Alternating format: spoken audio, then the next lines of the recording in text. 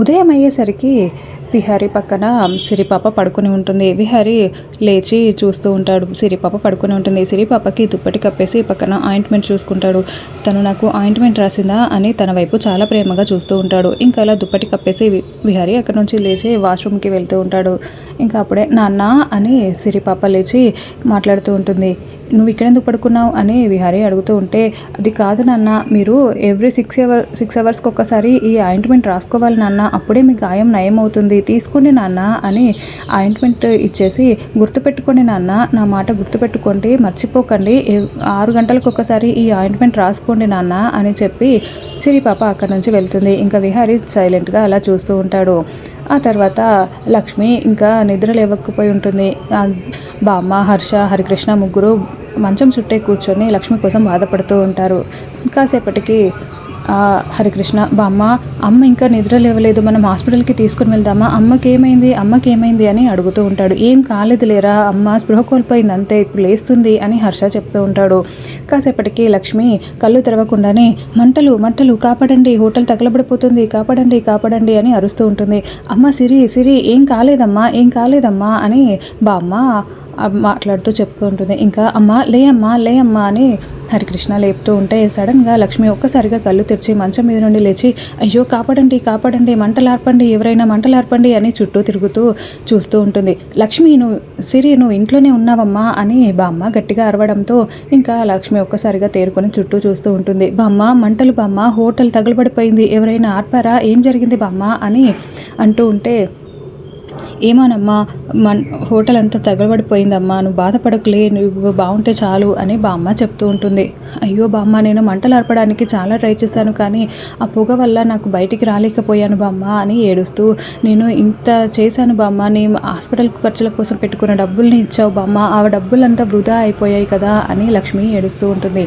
ఏం కాదులే సిరి, మనం ఏదో ఒకటి చేసుకుందాంలే, నువ్వు ముందు వాడి భవిష్యత్తు గురించి ఆలోచించు, వాడి చదువు గురించి ఆలోచించు, నాకేమవుంది ఇప్పుడు అని బామ్మ అంటూ ఉంటుంది. ఇంకా లక్ష్మి కాసేపటికి ఇంకా గట్టిగా నిర్ణయించుకుని, లేదు బామ్మ, దేవుడు నన్ను ఎంత పరీక్షించినా పర్వాలేదు, నన్ను ఎన్ని కష్టాలు పెట్టినా నేను ఎదురెళ్ళుతాను, నా హరికృష్ణని నిన్ను ఇద్దరిని బాగా చూసుకుంటాను బామ్మ, మీ ఇద్దరిని నేను ఎన్ని కష్టాలు పడైనా సరే నీకు ఆపరేషన్ చేయిస్తాను, వాడిని మంచి స్కూల్లో చేర్పిస్తాను అని లక్ష్మి చెప్తూ ఉంటుంది. ఇంకా హర్ష అక్కడే ఉండడంతో, హర్ష, నువ్వు ఆ రోజు ఏదో లోన్కి అప్లై చేయాలి అన్నావు కదా, ఆ ఫామ్ నీ దగ్గర ఉందా అంటే, ఉందక్క, ఈ రోజే లాస్ట్ డేట్ అంట అని హర్ష చెప్తాడు. సరే, ఆ లోన్కి నేను అప్లై చేస్తాను, అవి ఏమైనా ఉంటే ఏర్పాట్లు చేయని లక్ష్మి చెప్తుంది. అలాగే అక్క, ఇదిగో అక్క, ఫామ్ ఫిల్ చేసి అక్కడ బ్యాంక్లో ఇచ్చేస్తే సరిపోతుందక్క అని హర్ష చెప్తాడు. ఇంకా తర్వాత లక్ష్మి స్నానం చేయడానికి వెళ్తుంది. హరికృష్ణ కిచెన్లోకి వచ్చి, అమ్మకి అసలే ఒంట్లో బాగాలేదు కదా, ఏదైనా చేసిద్దాం అమ్మకి, ఉప్మా చేద్దామా అని అనుకుంటూ ఆలోచిస్తూ ఉంటాడు. ముందు పాలు వేడి చేద్దామని పాల గిన్నె స్టవ్ మీద పెట్టేస్తాడు. ఆ తర్వాత పాలు పొంగిపోతూ ఉంటే సడన్గా వచ్చి గిన్నె పట్టుకుంటాడు. అమ్మా అని గట్టిగా అరవడంతో లక్ష్మి అక్కడికి వచ్చి, ఏంటి నాన్న, ఏమైందిరా క్రిష్ అని వస్తూ ఉంటుంది.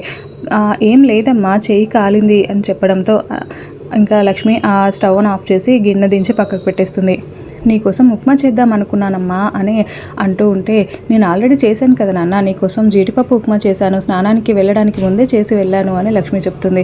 అమ్మ, నిన్న రాత్రి నాకు చాలా భయం వేసిందమ్మా, నాకు ఎవరున్నారు చెప్పు, నువ్వే కదమ్మా, అసలు అలా ఎందుకు జరిగిందమ్మా అని అంటూ ఉంటే, నాకేం కాలేదు నాన్న, ఆ పొగ వల్ల ఇట్లా ఊపిరాడక స్పృహ కోల్పోయానంతే, నాకేం కాలేదు, నువ్వేం బాధపడకు అని లక్ష్మి చెప్తూ ఉంటుంది. అప్పుడే హర్ష అక్కడికి వచ్చి, అక్క, నేను ఆఫీస్కి వెళ్తున్నాను అని చెప్తూ ఉంటే, టిఫిన్ చేసి వెళ్ళు హర్ష అని లక్ష్మి అంటుంది. టైం లేదక్క, నువ్వు బాక్స్లో పెట్టివో, నేను ఆఫీస్కి వెళ్ళాక తింటాను అని హర్ష చెప్తాడు. అలాగే అని లక్ష్మి బాక్స్ పెడుతూ ఉంటే, అమ్మ, ఇంకొక బాక్స్లో కూడా పెట్టమ్మా అని హరికృష్ణ చెప్తాడు. ఎందుకురా అని లక్ష్మి అడుగుతూ ఉంటే, బ్యాట్మ్యాన్ కోసం అని చెప్పడంతో, బ్యాట్మ్యాన్కా, ఎందుకురా అని లక్ష్మి అంటూ ఉంటుంది. నిన్ను సేవ్ చేసి తీసుకొచ్చింది బ్యాట్మ్యానే కదమ్మా అని హరికృష్ణ చెప్పడంతో ఇంకా లక్ష్మి అలాగే అని ఇంకొక బాక్స్లో కూడా ఉప్మా పెట్టి ఒక లెటర్ రాసి ఇస్తుంది. ఆ బాక్స్లోనే పెట్టి పంపిస్తుంది. ఇంకా ఆ ఫామ్స్ ఫిల్ చేయడం కోసమని తన బాక్స్లో నుండి తన మెమోస్ అవన్నీ, తన ఐడెంటిటీ ప్రూఫ్స్ అన్నీ బయటికి తీసి గతాన్ని గుర్తు చేసుకుంటూ ఉంటుంది. వాళ్ళ నాన్నతో ఉన్న క్షణాలు అన్నీ లిస్ట్ అంతా. ఇక ఆ మెమోస్ అవి ప్రూఫ్స్ అన్నీ తీసుకుని బ్యాంకుకి వెళ్ళడానికి లక్ష్మి వెళ్తూ ఉంటుంది.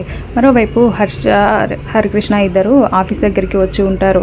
ఇంకా నేరుగా హరికృష్ణ లోపలికి వెళ్తాడు. రే అలా వెళ్ళొద్దురా అని చెప్తూ ఉంటాడు. ఇంకా అప్పుడే మీటింగ్లో ఉంటాడు విహారీ. ఒక ఇద్దరు క్లయింట్స్తో మాట్లాడుతూ ఉంటాడు. అలా వెళ్ళకూడదురా, రా మనం బయటికి వెళ్దాం, మళ్ళీ వద్దాం, సారీ సార్ వాడికి తెలియదు కదా అని హర్ష చెప్తూ ఉంటే, పర్వాలేదు హర్ష అని చెప్పి, సార్ మనం కాసేపటి తర్వాత మీటింగ్ మళ్ళీ కంటిన్యూ చేద్దాం అని చెప్పడంతో వాళ్ళిద్దరూ అక్కడి నుంచి వెళ్ళిపోతారు.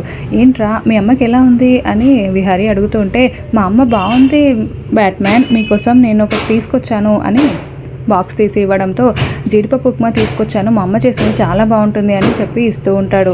ఇంకా అలా విహారీ చాలా హ్యాపీగా ఫీల్ అవుతూ ఆ బాక్స్ ఓపెన్ చేసి తింటూ ఉంటాడు. అందులో లెటర్ ఉంటుంది, తీసి చదువుతూ ఉంటాడు.